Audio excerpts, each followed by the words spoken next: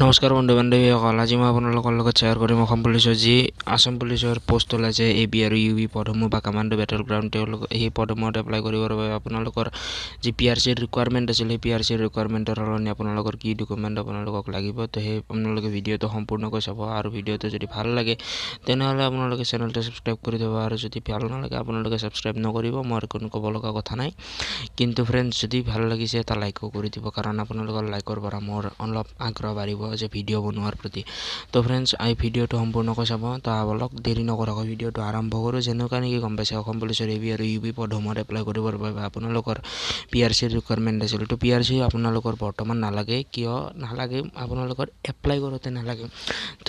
ধৰি লওক যে আপোনালোকে আসাম পুলিচৰ যিকোনো এটা পোষ্টত আসাম পুলিচৰ আপোনালোকে যিকোনো এটা পোষ্টত চাকৰিটো পাই গ'লে তেতিয়াহে আপোনালোকৰ পিআৰচিৰ ৰিকুৱাৰমেণ্টটো কৰা হৈছে। যদি আপোনালোকে এতিয়া এপ্লাই কৰোঁতে আপোনালোকৰ পিআৰচি নিবিচাৰে, তো আপোনালোকে পিআৰচি নোহোৱাকৈ আপোনালোকে এপ্লাই কৰিব পাৰিব। যদি আপোনালোকে চিলেকশ্যন পায় তেনেহ'লে আপোনালোকে পিআৰচিখন আপলোড দিব লাগিব। আৰু পিআৰচিৰ সলনি যদি আপোনালোকে SC ST OBC কাষ্টৰ হয় তেনেহ'লে আপোনালোকৰ পিআৰচি নহ'লেও হ'ব পাৰে।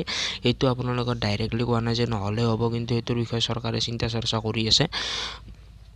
তো আপোনালোকে ফ্ৰেণ্ডছ, মই আশা কৰিলোঁ ভিডিঅ'টো ভাল লাগিলে। যদি ভিডিঅ'টো ভাল লাগিলে তেনেহ'লে বন্ধু বান্ধৱীসকলৰ মাজত শ্বেয়াৰ কৰিব, যাতে তেওঁলোকেও এই কথাটো গম পায়।